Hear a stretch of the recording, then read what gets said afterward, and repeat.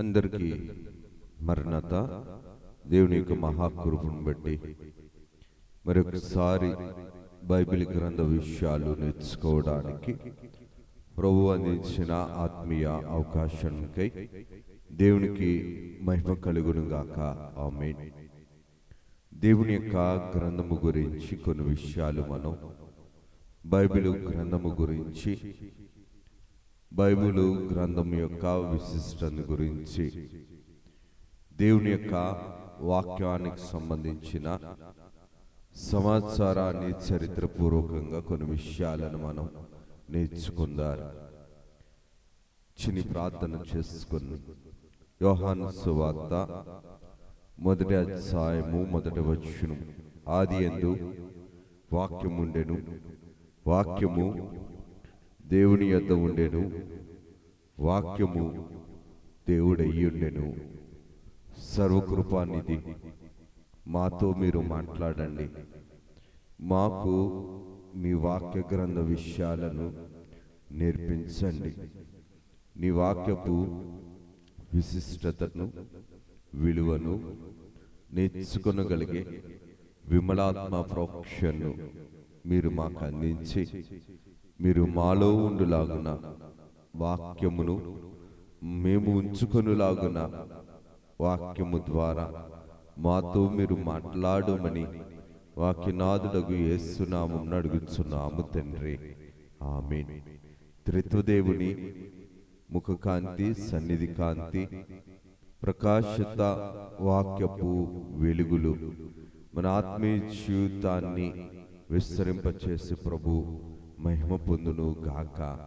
ఆమేన్. దేవుని యొక్క వాక్యము మన చేతిలోనికి రావటానికి చరిత్రను బట్టి చూడగలిగితే గనక చాలా మంది భక్తులు తమ యొక్క జీవితాలను ఈ వాక్యము కోసం ఒక ఎరువుగాను, వారి యొక్క భవిష్యత్తును బలిపీఠముగాను మలుచుకొని కుటుంబాలన్నింటినీ కూడా విడిచిపెట్టి దేవుని వాక్యమును మన దగ్గరకు చేర్చడానికి, మనం చేర్చుకోవడానికి దైవాత్మ సంబంధమైన ప్రేరేపణ బట్టి ఎందరో మరి మహనీయులు దేవుని యొక్క కార్యక్రమాన్ని బట్టి, దేవుని యొక్క చిత్తాన్ని బట్టి తమ్మును తాము తగ్గించుకుంటూ దేవుని వాక్యాన్ని లోకానికి వెలుగుగా అందించిన వారై ఉన్నారు. ఇందుకు దేవుని యొక్క వాక్యము గురించి మనం నేర్చుకోవలసిన వారమై ఉన్నాం. బైబిల్ గ్రంథము గురించి మనము తెలుసుకోవలసిన వారమై ఉన్నామనిసినంటే, బైబిలు అను మాటకు మనందరికీ కూడా చాలాసార్లు మనం నేర్చుకున్నాం. మరొకసారి మరి బైబిల్ పండుగ వస్తున్నది కాబట్టి, మతోద్ధారణ పండుగ, బైబిల్ పండుగ మనం చేసుకోవలసిన వారమై ఉన్నాం కాబట్టి బైబిల్ గ్రంథము గురించి మనం కొన్ని విషయాలు ఖచ్చితంగా నేర్చుకోవలసిన వారమై ఉన్నాం. బైబిలు అను మాటకు అర్థము ప్రతులు. ప్రతులు అనగా పరిశుద్ధాత్మ తండ్రి గారి చేత అవి రాయబడినవి. ఇవి పుస్తకముల సముదాయము అనే అర్థము. ఇంకా ముందుకు చరిత్రను బట్టి మనం చూడగలిగితే గనక అసలు ఈ ప్రతులు ఎక్కడ నుండి వచ్చాయి, బైబిల్ గ్రంథము మన చేతిలోనికి ఏ విధముగా వచ్చింది అని చరిత్రను బట్టి మనం చూడగలిగితే గనక, మన చేతిలో ఉన్న దైవ గ్రంథమును ఇంగ్లీష్ భాషలో మరి బైబిల్ అని మనం తరతరాలు కూడా మనం నేర్చుకుంటున్నాం. బైబిల్ అను మాట బిబ్లోస్ అనే ఒక ప్రాంతానికి చెందిన మాట అయి ఉన్నది. అనగా ఇంకా బాగా పూర్వము, పురాతన కాలాన్ని బట్టి చూడగలిగితే గనక నైలు నది ప్రాంతములో గేబాల్ అనే ప్రాంతము ఉన్నది. ఇది నైలు నదికి దక్షిణ భాగములో విస్తరించిన ఒక పచ్చని భూమి కలిగిన స్థలము. ఈ పచ్చటి భూమిలో పెరిగిన మొక్కలను ఏమని పిలిచేవారని అంటే పేపరస్ అని పిలిచేవారు. ఈ పేపరిస్ మొక్కలను ఏమని అనేవారు అంటే, ఆనాటి ప్రజలు పాపిరస్ ప్లాంట్స్ అని పిలిచేవారు. అనగా ఇది ఒక గడ్డి, ఇది నైలు ప్రాంతములో పెరిగే ఒక పచ్చని గడ్డి. ఈ గడ్డిని ఒక పత్రముగా లేదంటే గనక ఒక రాయటానికి అనుకుగా ఉండే ఒక మరి రాతకు అనుకూలమైన స్థితిలో దీనిని నాటి కాలములో ఈజిప్టియన్స్ సివిలైజేషన్ కాలములోను రోమన్ సివిలైజేషన్ కాలములోను కూడా మరి దేవుని యొక్క రాతలను ఈ పాపిరస్ అనే ఈ ప్రతుల మీద రాయటం అనేది ఆనాటి కాలంలో మొదటి ప్రారంభము నుంచి కూడా మనం చూడగలుగుతున్నాం. ద్వితీయోపదేశ కాండములో రాతి మీద రాసినట్లు, తిమోతి గ్రంథములో చర్మము మీద రాసినట్లు, ప్రకటన గ్రంథములో మరి పుస్తకము మీద రాసినట్లుగా మనం కాలానుగుణంగా మనం కొన్ని మాటలను ఈ యొక్క ప్రతులను గురించి మనం నేర్చుకుంటున్నాం. ముఖ్యంగా ఏన్షియంట్ సివిలైజేషన్, ఈజిప్టియన్ సివిలైజేషన్ కాలములో ఈ యొక్క ఎగ్జిక్యూటివ్ లేదంటే గనక రోమన్ ప్రభుత్వం వారు ఆనాటి కాలంలో ఎక్కువగా ఈ యొక్క పాపిరస్ గడ్డిని ఉపయోగించి పత్రులను ప్రతులను రాయటం అనేది జరిగింది. ఈ ప్రతులు రాసిన తరువాత వీటిని భద్రముగా ఒక చోట ఉంచేవారు. ఈ చోట ఉంచిన చోట ఈ ప్రతులను తీసి మరలా చదివి మరలా కొద్ది కాలమైన తర్వాత ఇవి పాడైపోతే గనక మరలా వీటిని కృతగా రాయటానికి దేవుడు యొక్క నామాన్ని యొక్క వాక్యంలో మనం చూడగలిగితే గనక పరిసయ్యులు, సద్దూకయ్యులు అనే ఒక తెగ మనకి కృత నిబంధన గ్రంథంలో కనబడుతుంది. ఇంకా ఖచ్చితంగా మనం చెప్పాలని అంటే స్క్రైబ్స్ అని పిలుస్తాం వీరిని. వీరిలో సోఫార్ అనే ఒక తెగ ఉంది. వీరు బైబిల్ గ్రంథమును రాయటానికి ఖచ్చితంగా దేవుడు నియమించుకున్న ఈ తెగ లేవి గోత్రము వారు ఎలాగైతే యాజకత్వమును రాసేవారు, యాజకత్వమును చేసేవారో ఈ సోఫార్ తెగ అనేవారు బైబిల్ ప్రతులను భద్రపరుస్తూ తర్వాత తరాల వారికి అందుబాటులో ఉంచేవారు. ముఖ్యంగా వీరికి బైబిల్ గ్రంథము పట్ల, దేవుని పట్ల భయభక్తులు కలిగి నిబద్ధత కలిగి ఒకటి కలపటము గాని ఒకటి తీసివేయటం గాని లోక సమానమైన పాప సమానమైన అవిధేయత లేకుండా వీరు ఉండగలగాలి. దేవుని యొక్క నామాన్ని బట్టి దేవుడు ఏదైతే రాశాడో ఆ రాతలను ఖచ్చితంగా తర్వాత తరాల వారికి అందించడానికి వీరిని దేవుడు ఎంచుకున్నట్లుగా చరిత్రను బట్టి మనం చూడగలుగుతున్నాం. ఇందుకీ మాటను మనం నేర్చుకోవాల్సిన వారమైన మనిషినంటే ఈ ప్రతులను వీరు భద్రముగా భద్రపరుస్తూ తర్వాత తరాల వారికి వీరు అందించడం దేవుడు వీరికి అప్పగించిన పని. దేవుడు వీరికి ఆత్మీయ జీవితంలో అప్పగించిన ఆత్మీయ బాధ్యత. అందుకనే ఈ ప్రతులు లో నుంచి దేవుని యొక్క వాక్య ప్రకారము మనం చూడగలిగితే గనక మరి వాక్యములో ఈ యొక్క బైబిలు ప్రారంభములో మనం చూస్తే గనక ఆదిమ హెబ్రీ భాష అని రాయబడి ఉంటుంది.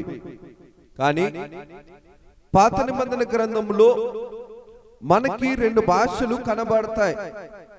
వాస్తవంగా భాష అనగా ఈ యొక్క బైబిల్ గ్రంథము రాయబడిన రాత భాష ఏ భాష అనగా ఆదిమ హెబ్రీ భాషలో రాశారు. కానీ దేవుని యొక్క వాక్యంలో చూడగలిగితే కొన్ని చోట్ల దానియేలు గ్రంథం అవ్వచ్చు, యెహెజ్కేలు గ్రంథం అవ్వచ్చు, అరబిక్ భాష మనకి కనబడుతుంది. అవి ఎక్కువ వచనాలు కాదు, కానీ ఒకరు 3-4 వచనాలు చరిత్రను బట్టి అవి అరబిక్ భాషలో వ్రాసినట్లుగా మనం చూడగలుగుతున్నాం. ఎందుకు ఈ విషయాలు మనం నేర్చుకోవాలి అని మనకు ఒక తలంపు వస్తుంది. బైబిల్ గ్రంథము లేకపోతే ఇది పరలోకపు మార్గాన్ని తెలిపే గ్రంథము, భూలోకపు నిజ స్వభావాన్ని, మానవ హృదయాంతరంగాలను, సర్వ సృష్టిని గురించి, దేవుని యొక్క సర్వశక్తిని గురించి తెలిపే గ్రంథము. ఈ గ్రంథము మన దగ్గరికి రావటానికి దేవుని ప్రణాళికను మనం తెలుసుకుంటే కనుక దేవుడు మనల్ని ఎంత ప్రేమిస్తున్నాడో మనం గ్రహించుకోవలసిన వారమై ఉంటాం. దేవుడు ఈ బైబిల్ గ్రంథమును ఎన్నో తరాలుగా మొదటిగా చూసినట్లయితే కనుక బైబిల్ గ్రంథములో కొన్ని భాగాలు మనకు చరిత్రను బట్టి కొంతమంది స్కాలర్స్ విభజించారు. పెంటాటుక్ అని, అనగా 5 కాండాలు, పంచ గ్రంథాలు, ఆది కాండము, నిర్గమకాండము, లేవి కాండము, సంఖ్యాకాండము, ద్వితీయోపదేశ కాండము, ఈ 5 ఖండాలను కూడా మనం చూస్తాం. చరిత్ర గ్రంథాలు యెహోషువ గారి దగ్గర నుంచి ఎస్తేరు గ్రంథము వరకు చరిత్రను చెబుతాయి. పచ్చభాగము యోబు గ్రంథము, కీర్తనలు, సామెతలు, ప్రసంగి, పరమగీతము, విలాప వాక్యాలని, ప్రవక్తలు రాసిన గ్రంథాలు, పెద్ద ప్రవక్తలు 4, చిన్న ప్రవక్తలు 12. వీరందరూ కూడా దేవుని ప్రేరేపణ బట్టి వేరు వేరు సమయాలలో వేరు వేరు ప్రాంతాలలో రాసినా సరే వీరు రాసింది క్రమమైనది, వరుస క్రమము కలిగినది. దేవుని యొక్క అంతరంగంలో ఒకే విషయాన్ని అందరూ కూడా స్పష్టముగా దేవుడు రాయించిన గ్రంథము యొక్క బైబిల్ గ్రంథము. ఎందుకు ఈ మాటను నేను జ్ఞాపకం చేస్తున్నా అంటే, ఈ యొక్క బైబిల్ గ్రంథములో ఉన్న 66 పుస్తకాలు దేవుని యొక్క ప్రేరేపణ బట్టి వ్రాయబడినవి. దేవుని యొక్క ఆత్మను బట్టి అందరూ కూడా దేవుని యొక్క ఆత్మీయ స్థితిని నేర్చుకోవడానికి దేవుడు మనకు అందించిన స్థితి ఏంటనిసినంటే ఈ బైబిల్ గ్రంథము. బైబిల్ గ్రంథములో దేవుని యొక్క కార్యక్రమాన్ని బట్టి మనం చూడగలిగితే కనుక ఈ బైబిల్ గ్రంథము తేనె వంటిది, మేలిమి బంగారము వంటిది, దీపము వంటిది, వెలుగు వంటిది, ఆహారము వంటిది, అగ్ని వంటిది, శుద్ధి వంటిది, విత్తనము వంటిది, నీటి వంటిది, ఖడ్గము వంటిది, జీవవాక్యమైనది, పాల వంటిది, అద్దము వంటిది అని దేవుని వాక్యమే మనకి తెలియచేస్తుంది. ఎందుకు ఈ మాటను నేను జ్ఞాపకం చేస్తున్నాను అనిసరంటే, ఈ బైబిల్ గ్రంథమును దేవుడు మన కొరకు రాయించిన అతి పరిశుద్ధమైన గ్రంథము. దేవుడు తన భక్తులను ఏర్పాటు చేసుకొని ఐగుప్తు దేశములో సినాయి పర్వతం దగ్గర మొదలుకొని చివరి గ్రంథము రాసినటువంటి పద్మసు ద్వీపము వరకు కూడా దేవుడు ఈ 66 పుస్తకాలను దేవుడు రాజులతో రాయించాడు, ప్రవక్తలతో రాయించాడు, శాస్త్రులతో రాయించాడు, రాజు దగ్గర గిన్నెలు అందించడి ఐశ్వర్యవంతులతో రాయించాడు, గాయకులలో రాయించాడు, ప్రధానమంత్రితో దానియేలు గారి వంటి వారితో రాయించాడు, పశువుల కాపరైనటువంటి ఆమోస్ గారు రాశారు, వ్యవసాయదారుడైనటువంటి హబక్కు గారు రాశారు. కొత్త నిబంధనలు చూస్తే గనక సుంకకు గుప్తదారుడైనటువంటి మత్తయి గారు రాశారు, సాధారణమైన విశ్వాస అయినటువంటి మార్కు గారి ద్వారా రాయించారు, వైద్యుడైనటువంటి లూకా గారి ద్వారా రాయించాడు, యేసు ప్రభు యొక్క శిష్యుడైనటువంటి యోహాను గారి ద్వారా ఈ యొక్క గ్రంథమును దేవుడు రాయించాడు. జాలర్లైనా ఈ యొక్క పేతురు గారు అయి ఉండొచ్చు, లేదంటే కనుక యోహాను గారు అయి ఉండొచ్చు, దేవుని యొక్క శిష్యులతో, అన్ని వర్గాల వారితో దేవుడు ఈ యొక్క బైబిలు గ్రంథమును, పాత నిబంధన గ్రంథమునేమో 39 పుస్తకాలుగాను, క్రొత్త నిబంధన గ్రంథమును 27 పుస్తకాలుగాను, అనగా 66 పుస్తకముల సముదాయముగా ఈ బైబిలు గ్రంథమును మనం చదువుకుంటున్నాం, మనం నేర్చుకుంటున్నాం. దేవుడు మన దగ్గరకు చేర్చాడు. ఎందుకు ఈ మాటను నేను జ్ఞాపకం చేస్తానంటే, రాజు వంటి దానియేలు గారు, దావీదు గారు, సొలొమోను గారు రాశారు, పండితులైనటువంటి మోషే గారు రాశారు, ప్రవక్తలైనటువంటి యెషయా, ఇర్మియా గారు రాశారు, జాలర్లైనటువంటి పేతురు, యాకోబులు రాశారు, యుద్ధ వీరుడైనటువంటి యెహోషువ గారు రాశారు, రాజకీయవేత్తలైనటువంటి దానియేలు, నెహెమ్యా గారు రాశారు, శాస్త్రి అయినటువంటి ఎజ్రా గారు రాశారు, ఖైదీ అయినటువంటి యెహెజ్కేలు గారు రాశారు. అలాగే వ్యవసాయదారుడైనటువంటి హబక్కు గారు రాసుకొని వచ్చారు. ఎందుకు ఈ మాటలు నేను జ్ఞాపకం చేస్తున్నా అంటే, ఈ యొక్క బైబిలు గ్రంథములో ప్రభువు రాయించిన స్థలము అన్నీ కూడా దేవుని యొక్క ఏర్పాటు చేత ప్రేరేపింపబడిన వారు, స్థలములు కూడా దేవుని ఆత్మ చేత నడిపింపబడిన స్థలములు. ఈ బైబిల్ గ్రంథములో హెబ్రీ భాష కనబడుతుంది మనకి, అలాగనే అరబిక్ భాష కనబడుతుంది. పాత నిబంధన గ్రంథములో ఈ 2 భాషలు కనబడితే గనక, మరి క్రొత్త నిబంధన గ్రంథమును మనం చూసినట్లయితే గనక గ్రీకు భాష మనకు కనబడుతుంది.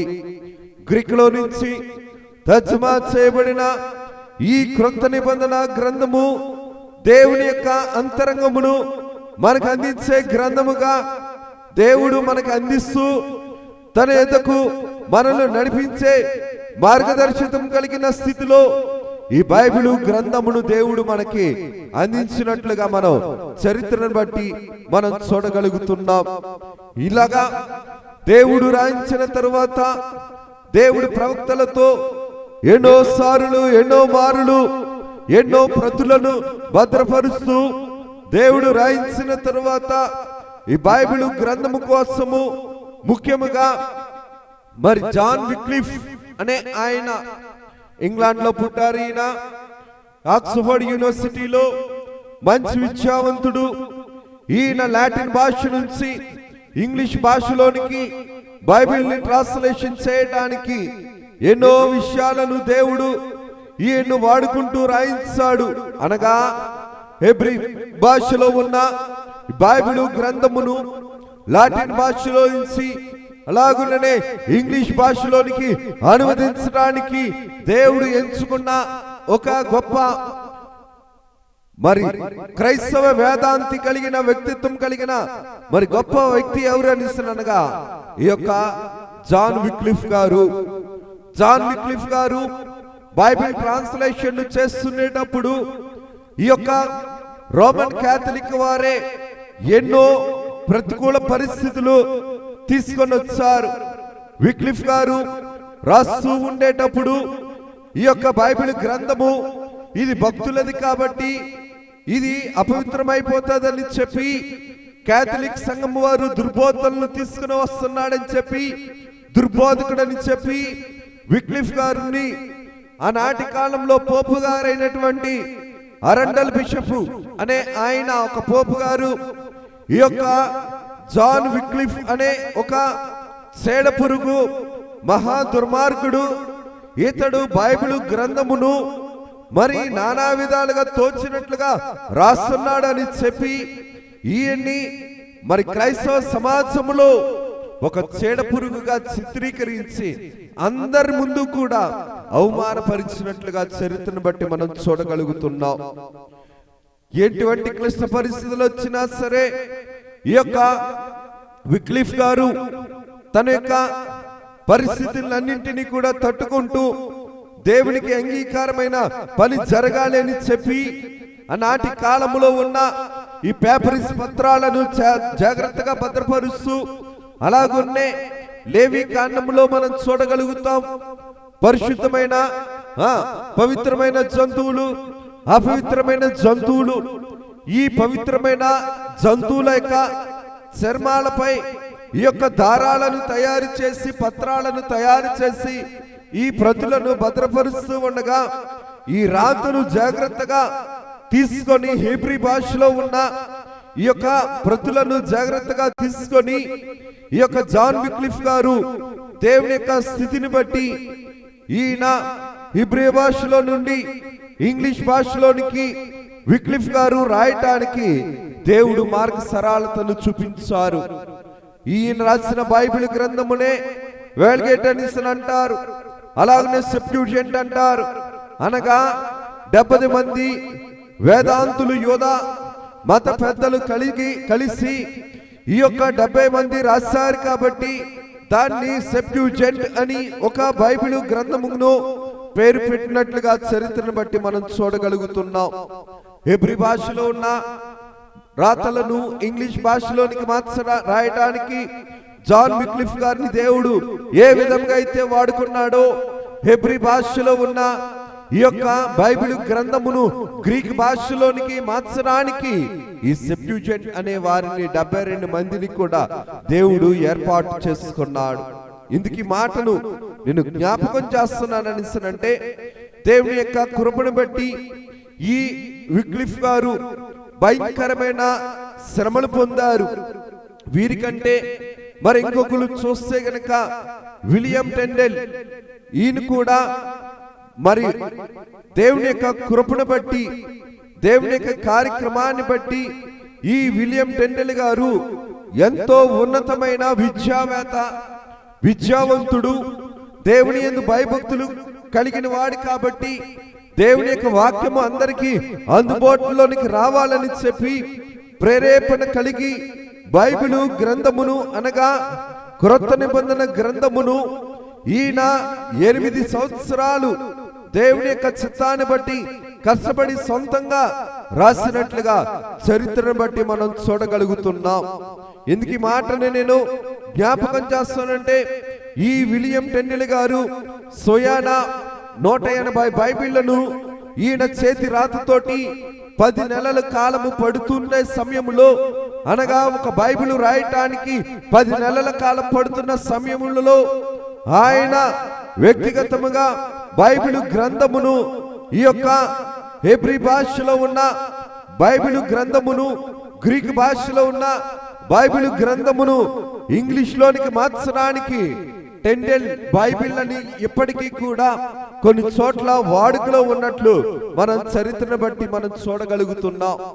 ఆనాటి కాలంలో జపనీస్ కి, అలాగున్నే ఇంగ్లాండ్ ప్రాంతంలో ఉన్న వారికి ఈ బైబిల్ వెళ్ళాలని చెప్పి ఆనాటి కాలంలో ఈ యొక్క టెండెల్ గారు ఈ యొక్క బైబిల్ గ్రంథమును ఆ యొక్క ఫ్లవర్స్ స్మగ్లింగ్ చేస్తున్నట్లుగా ఆ యొక్క ఫ్లవర్స్ పంపిస్తుండేటప్పుడు ఇంగ్లాండ్ దేశంలో వారికి బైబిల్ వెళ్ళాలని చెప్పి జర్మనీ దేశం నుంచి ఇంగ్లాండ్ దేశంకు స్మగ్లింగ్ టైపు ఈ బైబిల్ గ్రంథమును ఇంగ్లాండ్ దేశంకు పంపిస్తూ అక్కడ ఉన్న వారికి అందుబాటులో తీసుకురావటానికి ప్రయాసపడిన ఒక మంచి ప్రముఖులు ఎవరు అనగా ఈ యొక్క విలియం టెండెల్ గారు. ఎందుకు ఈ మాటను నేను జ్ఞాపకం చేస్తున్నానంటే, ఒక విలియం టెండెల్ గారు చేసిన ఈ బైబిల్ గ్రంథమును చరిత్రను బట్టి బిల్ గేట్స్ గారు 130 కోట్లకు కొన్నట్లుగా మనం వాడుకలో మనం వినగలుగుతున్నాం, చూడగలుగుతున్నాం. ఎందుకు ఈ మాటను నేను జ్ఞాపకం చేస్తున్నానంటే, మరి దేవుని యొక్క కృపను బట్టి ఎంతో మంది దేవుని యొక్క వాక్యము మనకు చేరాలని చెప్పి వారి యొక్క సొంత స్థలాలను విడిచిపెట్టి, సొంత గృహాలను విడిచిపెట్టి, సొంత స్థితిని విడిచిపెట్టి ఈ యొక్క విలియం టెండెల్ లాంటి వారు దేవుని యొక్క వాక్యమును బ్రతికించడానికి 16 నెలలు చీకటి గదిలో, మరి చలికాలములో వ్యక్తిగతంగా బలహీనతలు ఉన్నప్పటికీ కూడా దేవుడు యొక్క వాక్యమును అందరికీ అందుబాటులో అందించడానికి ఎన్నో శిక్షలు భరించారు.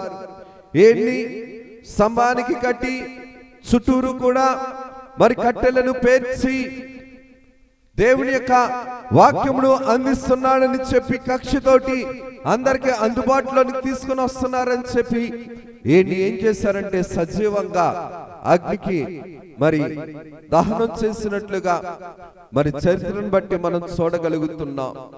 ఎంతో మంది మరి అందరి ముందు తప్పు చేసిన వారిగా, అందరి ముందు సిగ్గుపరుస్తూ వ్యవస్థలను చేస్తూ ఎంతో మంది భక్తులను, ఎంతో మంది మిషనరీలను, ఎంతో మంది మరి బైబిల్ ట్రాన్స్లేషన్ చేస్తున్న వారిని, జాన్ హస్ లాంటి వాళ్ళని, అలాగునే విలియం టెండెల్ లాంటి వారిని, అలాగునే జాన్ విక్లిఫ్ లాంటి వాళ్ళని, అలాగునే వాక్యంలో చరిత్రను బట్టి మనం చూడగలిగితే గనక మార్టిన్ లూథర్ గారు లాంటి వారు ఎంతో మంది ఎన్నో శ్రమలు పొందారు, ఎన్నో బాధలు పొందారు. తమ శరీరాలను మరి కాల్చినప్పటికీ కూడా వారి ఆత్మను మాత్రం వారు వెలిగించుకున్నారు. వారి శరీర శ్రమను చూడలేదు, కానీ ఆత్మీయ జీవితంలో ప్రపంచం వెలగటం వారికి కావాలని కోరుకున్నారు.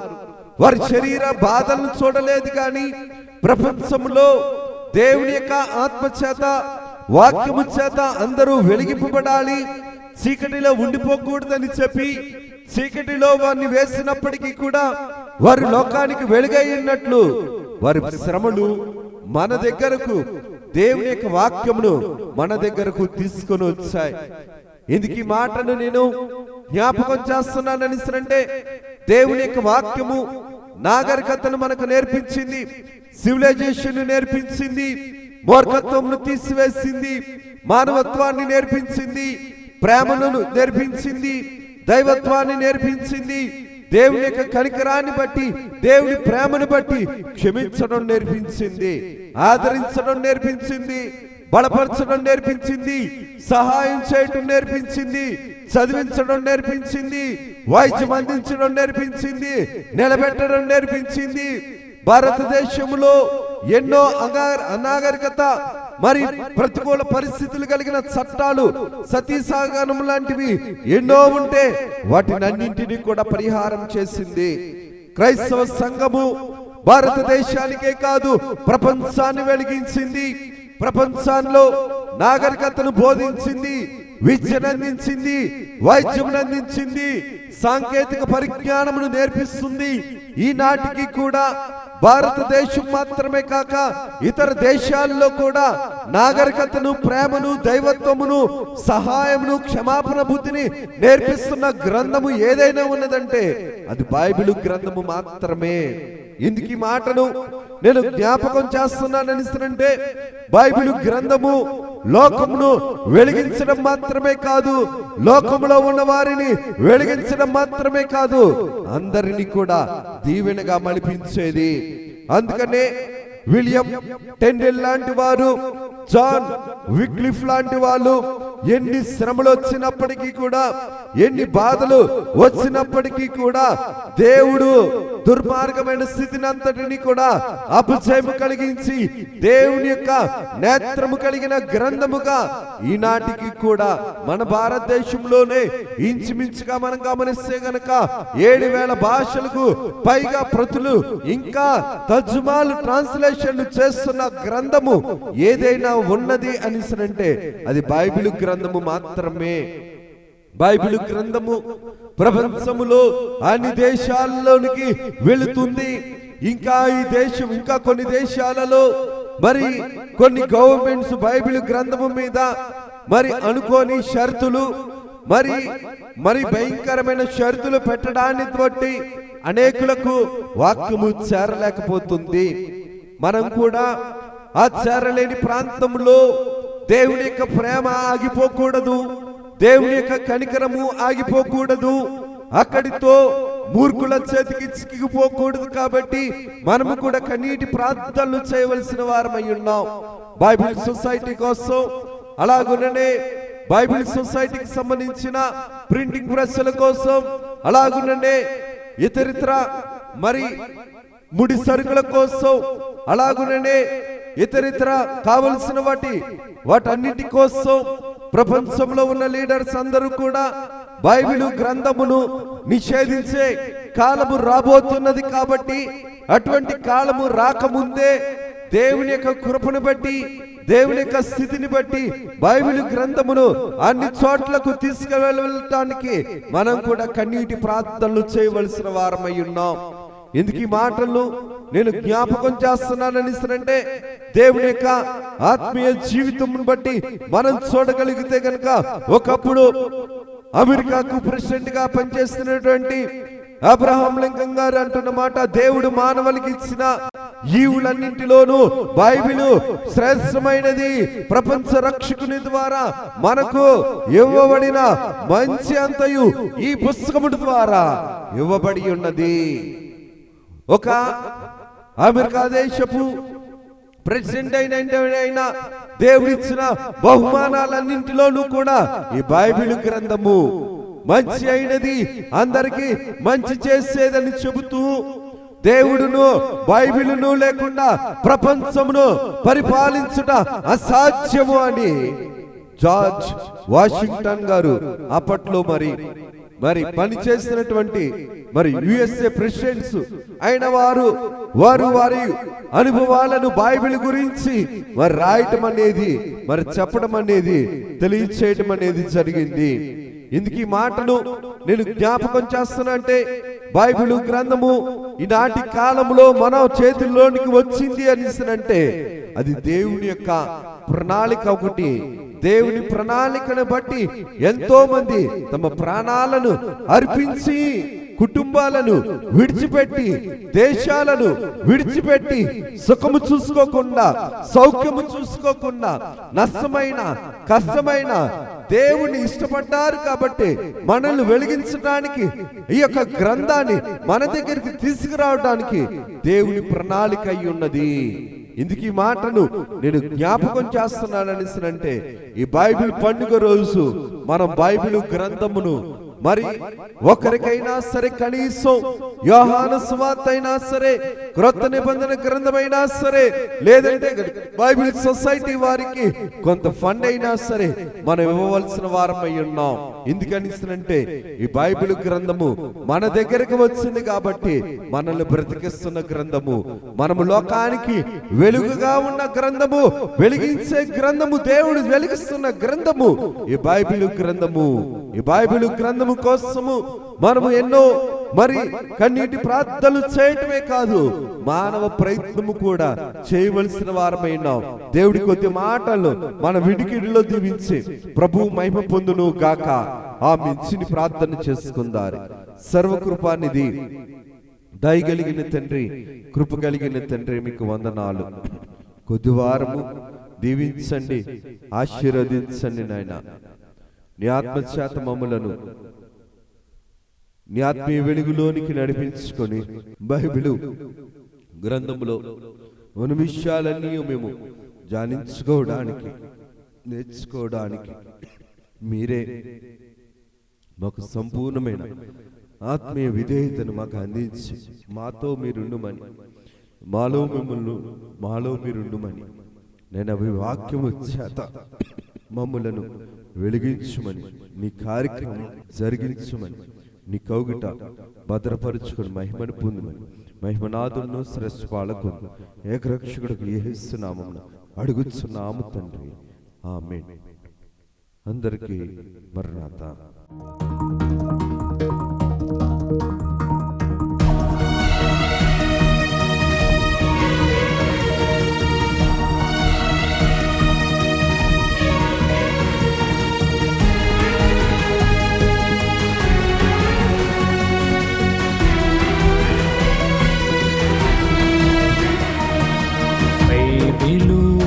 ప్రకటన బయలుపరచిన ప్రకటన, యేసయ్య ప్రకటన, దాసయ్య ప్రకటన, పరలోక ప్రకటన, పరిశుద్ధ ప్రకటన, యేసయ్య ప్రకటన, దాసయ్య ప్రకటన, పరలోక ప్రకటన, పరిశుద్ధ ప్రకటన.